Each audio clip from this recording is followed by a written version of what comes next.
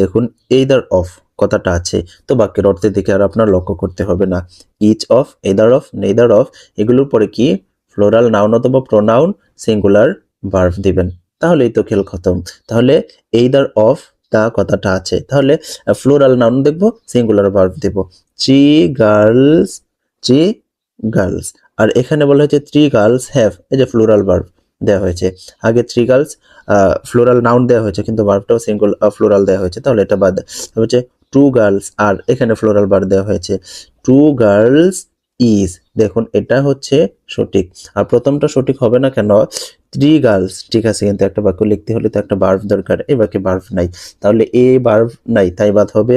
আর B বাদ হবে, এখানে ফ্লোরাল ভার্ব দেওয়া হয়েছে, সি তেও ফ্লোরাল ভার্ব দেওয়া হয়েছে, অপশন ডি তে দেখুন সিঙ্গুলার ভার্ব দেওয়া হয়েছে। এভাবে মাস্টার বইটা খুব সহজে আপনি সলভ করতে চাইলে আমাকে ফলো দিয়ে পাশে থাকবেন।